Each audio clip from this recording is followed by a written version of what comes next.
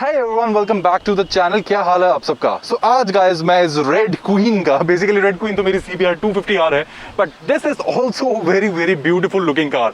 M I right? So आज guys मैं इस पर्टिकुलर कार का आपको एक फुल डिटेल्ड रिव्यू देने वाला हूँ। इससे पहले गाइस मैंने आपके साथ कई सारे इसके वीडियोस वगैरह प्रेजेंट किए हैं, बट आज इसका जो फुल्ली डिटेल्ड रिव्यू है, कई लोग एक्चुअली एक ही वीडियो के अंदर सब कुछ देखना चाहते हैं। सो जो भी मैंने पहले डिटेल्स दी वो सब तो रहेंगी ही, बट साथ ही साथ मैंने जो ओवर द टाइम इसके साथ एक्सपीरियंस किया है, इसको फील किया है, वो सारी चीजें भी आज मैं इसके साथ इसके बारे में आप सबको बताने वाला हूँ। So are you guys ready for it? Let's get started with the review guys.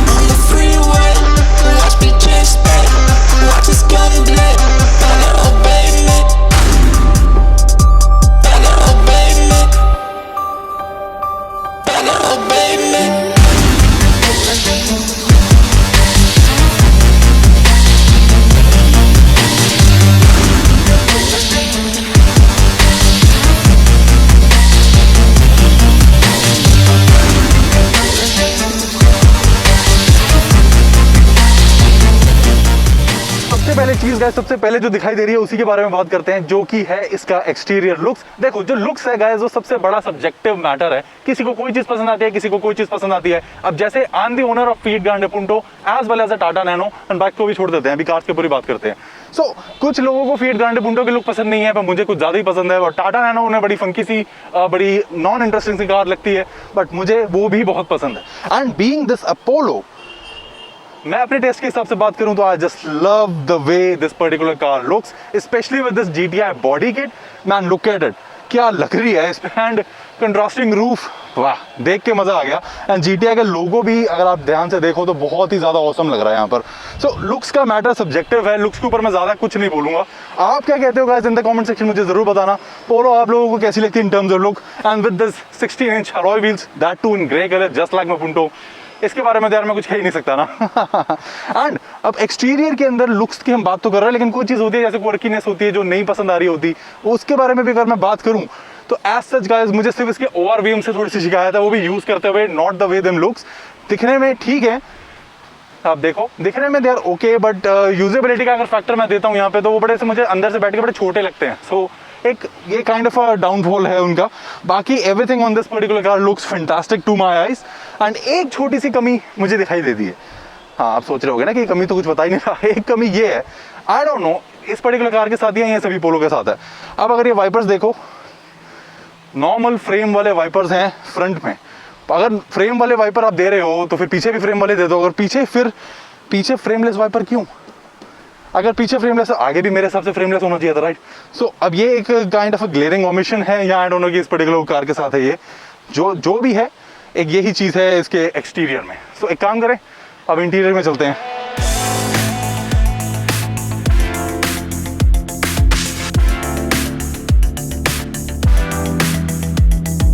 Now let's head inside it's interior. And door अगर देखें तो लगभग इतना ओपन हो जाता है गाइस, ये इतना। एंड अगर इंग्रेस एंड एग्रेस की बात करूं तो कुछ just like that, I am inside the cabin. And seat भी हाइट एडजस्टेबल है यहाँ पर, and back rest also adjustable. And मजे की बात है गाइस, यहाँ पे steering is also adjustable for reach as well as rake, which is a pretty nice thing. And अभी अगर ड्राइवर सीट की मैं बात करूं, हाँ, ये काइंड ऑफ मेरे हिसाब से एडजस्टेड है, जस्ट लाइक दैट। अब पीछे जाके देखते हैं कि मैं पीछे बैठ भी पाता हूँ कि नहीं। Let's see. पीछे का डोर लगभग इतना खुल रहा है गाइस, सो थोड़ा सा कम खुलता है ये, बट अब इनसाइड जाने की मैं कोशिश करूं तो just like so many other cars there is very very little space. ज्यादा कम स्पेस है पीछे, मतलब मैं अपने पीछे तो नहीं बैठ सकता इसके अंदर। This is actually with many other cars, not just with the polo, even the bigger duster, उसके अंदर भी मैं पीछे नहीं बैठ सकता। सो एक ये स्पेस का थोड़ा सा इशू तो यहाँ पर रहेगा ही। So now it is time to check out the interior. This being a Polo with a GTI kit, इसका ये मतलब नहीं है कि इसके वेरिएशन ही अलग है। इसमें नॉर्मल ही जैसे trend line, comfort line, high line होता है, ये बेसिकली बेस्ड है कंफर्ट लाइन के ऊपर। सो जो उसमें फीचर सेट है गाइस, वो भी हमें सारा का सारा कंफर्ट लाइन वाला ही यहाँ पर मिलता है। एंड नॉर्मल फीचर्स हैं, nothing to write home about, but कुछ एड ऑन्स किए गए हैं इस पर्टिकुलर मॉडल के अंदर, जो कि थोड़े से ना लुक को एनहांस कर देते हैं।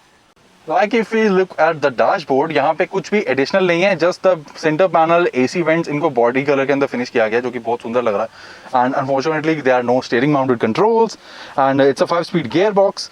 सो नॉर्मल AC वेंट्स है, नॉर्मल AC कंट्रोल्स हैं, नॉर्मल एनालॉग वाले. एंड एक चीज़ अच्छी है यहाँ पे, that there is a screen. और मुझे ये कंफर्म नहीं है कि आफ्टर मार्केट है या फिर VW की ही है. So let's turn this baby on.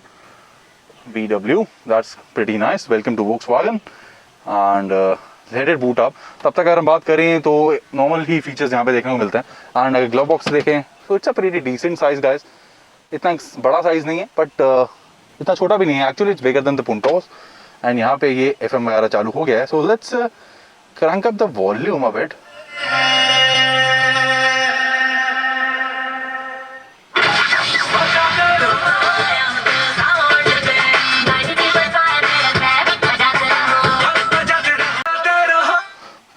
pretty solid stereo actually, not too shabby. काफी सही है. एंड अब डोर के ऊपर अगर हम कुछ और कंट्रोल्स के यहाँ पे देखें, ये चीज सबसे बड़ा फीचर गाइस यही है. What a third man, what a third. ऐसे करते रहो, मजा आता है. सो अब यहाँ पे आप देखने को मिल जाता है सबसे पहले ओवरव्हीम कंट्रोल्स. ऑटो फोल्ड नहीं है बट ऑटो एडजस्टेबल जरूर है. Front power windows and power windows को लॉक करने के लिए यहाँ पे button. And there are only a big bottle holder which is a nice thing. And यहाँ पे हमें देखने को मिलता है बोनेट ओपनर. एंड इस कार में एक्चुअली अगर मैं नोटिस कर रहा हूँ तो यहाँ पे हमें लेदर फिनिश देखने को मिलती है, which is nice and that too with red stitching just like that we have like on the seats. And seats are very nicely done, they are supportive. And यहाँ पे अगर मैं देखूंगा तो मुझे पीछे पावर विंडोज के स्विचेस भी दिखाई दे रहे हैं. So this is might be some cost cutting, क्योंकि यहाँ पे 4 का कंट्रोल नहीं है. हो सकता है जिस ओनर की थी है उन्होंने एडिशनली लगवाया हो, बट नॉनदलेस पीछे भी पावर विंडोज मिल जाते हैं. इस साइड भी हमें देखने को मिल जाएगा पावर विंडो का switch. Now guys, actually I want to talk more about the seats. They look nice. काफी अच्छी bolstering है, काफी अच्छा सीट कंफर्ट है. बट अगर आपको बाई चांस इस पर्टिकुलर कार से थोड़ी बहुत ऑफ रोडिंग करनी पड़ जाए, इस टाइप की ऑफ रोडिंग नहीं, जब वो वेवीनेस वाली ऑफ रोडिंग होती है जैसे कि मैं आपको अभी वीडियोस में दिखा रहा हूँ साइड बाय साइड, उस टाइप की अगर ऑफ रोडिंग आपको इस पर्टिकुलर कार के साथ करनी पड़ जाए तो ये सीट आपकी लोअर बैक में थोड़ा सा पेन डेवलप कर देंगी. आई डोंट नो वो आपकी वजह से है या सीट की वजह से है. सो कुछ कह नहीं सकता. बट या थोड़े ऑफ रोडिंग के बाद मुझे थोड़ी सी लोअर बैक में पेन आ गई थी, क्योंकि हो सकता है कि यहाँ पे मुझे टर्म याद नहीं आ रही. सो लोअर बैक का सपोर्ट थोड़ा सा कम है. And I already shared everything about the front door card. And या लॉक अनलॉक का बटन मैं आपके साथ शेयर नहीं कर पाया था. It does work even without the key on. So अभी rear door pockets भी आपको मैं दिखा दूँ. Rear door pockets are good for nothing actually. Rear में power window का बटन यहाँ दिया हुआ है with leather stitched on the door panel itself. And यहाँ पे बहुत ही कम space है. There's actually a DD tweeter right there. So हो सकता है इसके अंदर after market stereo लगा हो. Not the stereo. हाँ हो भी सकता है stereo. And system that is why it is sounding so fantastic. हो सकता है right. एंड इस साइड डैशबोर्ड पे अगर देखें तो हेडलाइट कंट्रोल्स हैं, फॉग लैम्प्स एंड हेडलाइट. यहाँ पे हेडलाइट का level control, washer and wiper. And इसी के साइड में आपको मिल जाएगा हेडलाइट अप एंड डाउन, मतलब high beam and low beam का control. So just like that. Actually I want to have put on my camera, क्योंकि अभी इतनी ज़्यादा बाहर से लाइट आ रही है कि जस्ट लाइक जैसे मैंने अभी हाथ ऊपर रखा हुआ है, ये हटाऊंगा तो ऐसे हो जाता है. There is a massive difference right. And यहाँ पे एक ऑटो डिमिंग और वीम है, कुछ लाइट्स हैं. एंड यहाँ पे अगर देखें तो हमें एक मिरर मिल जाता है. इस साइड कुछ नहीं मिलता. सो या that sums up everything inside the car. And सबसे अच्छी बात तो इसकी ड्राइवेबिलिटी है on the highways. So let's talk more about that and then conclude the video. Interior space की बात तो मैंने कर दी, बट अब बूट स्पेस के बारे में बात कर लेते हैं. एंड यहाँ पे कुछ ज़्यादा ही डस्टी इन्वायरमेंट है, so that is why car फिर से गंदी हो गई. जस्ट मैंने अभी यहाँ आने से पहले इसको वॉश किया था. So don't mind this. अब क्या करें, लोग ड्राइविंग सीखने आए हुए हैं यहाँ पर, बट नॉनदलेस हमें अपने काम करने से कोई नहीं रोकेगा राइट. तो सबसे बढ़िया फीचर का ये लगता है ऐसे, काश मेरी फील्ड में भी कुछ ऐसे ही होता, बट कोई नहीं. It got a massive boot space. I hope कि बूट स्पेस थोड़ा सा कम करके अगर ये रियर लेग रूम बढ़ा देते तो मज़ा आ जाता. But nonetheless boot space is very nice. And यहाँ पे एक होल दिया हुआ है इसको पुल करने के लिए. एंड यहाँ पे एक हमें साइज़ का टायर मिल जाता है, विच इज़ फुल साइज़ तो नहीं है, 175 सेक्शन है ये. And that too 14 inches. But चलो, and jack and all that का सारा सामान टायर के बीच में ही है, which is a nice thing. And parcel shelf just like the Punto one, same material की है ये. एंड हम इसे कर देते हैं बंद. एंड यहाँ पे देखा जाए तो देयर आर 2 हैंडल्स.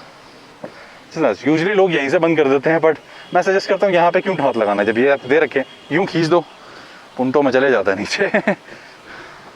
इसमें भी चला गया यार. And it is locked.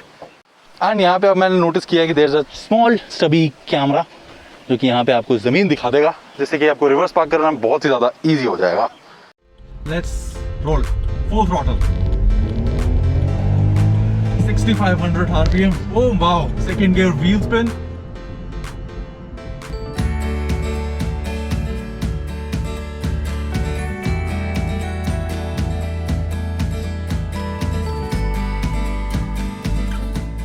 And guys, I've driven this particular car for about 130 odd kilometers and उसके बाद मुझे कुछ चीज़ें इसकी अच्छी लगी हैं, कुछ चीज़ें सो लगी हैं। तो सबसे अच्छी बात, अंदर बैठ के ये कार ना बहुत ज़्यादा कॉम्पैक्ट फील होती है।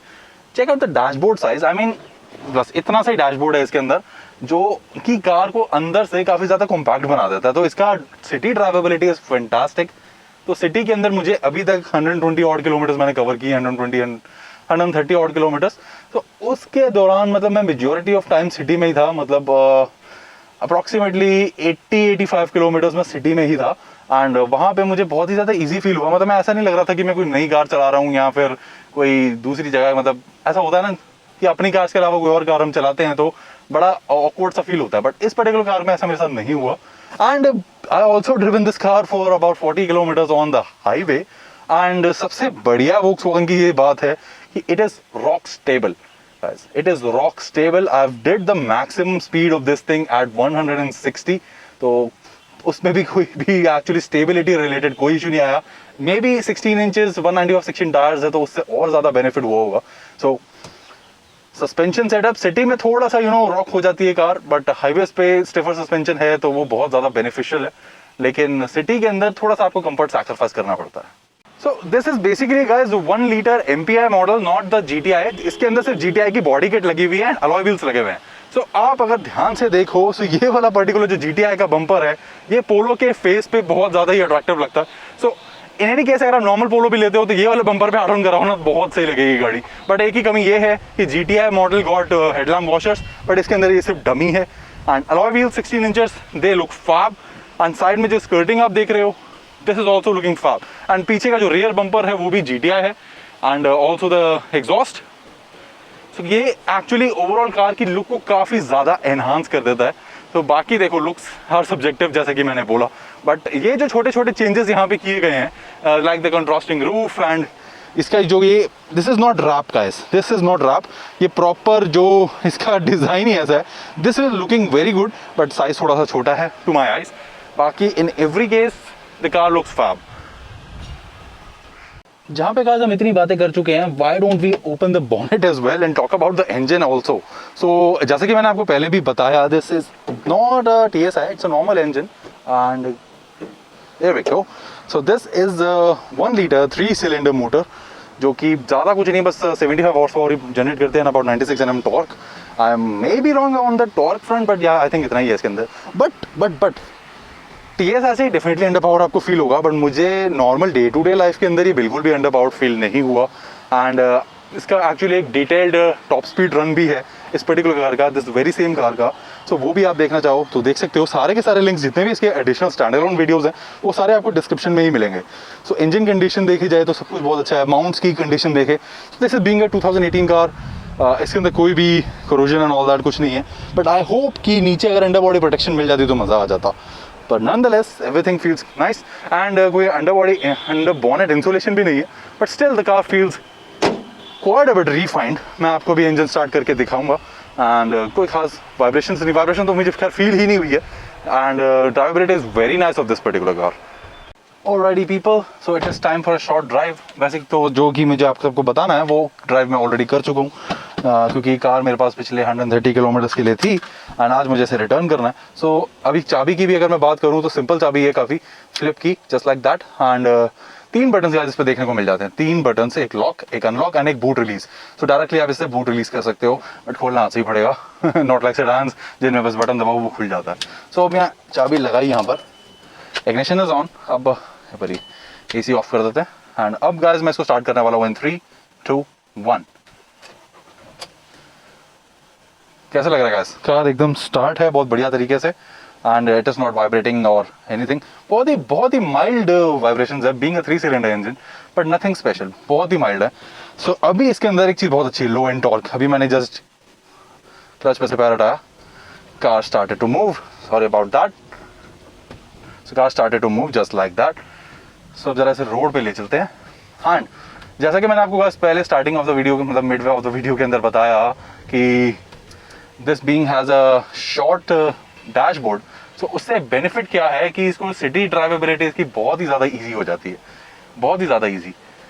एंड हाईवेज पे थोड़ा सा ऐसा लगता है कि आप स्मॉल कार चला रहे हो बस, नॉनदलेस बाकी सब कुछ एकदम टॉप नॉच है। And sorry about the shake guys, क्या करें, ट्राइपॉड पे मैंने कैमरा रखा हुआ है एंड और ऑप्शन नहीं है मेरे पास।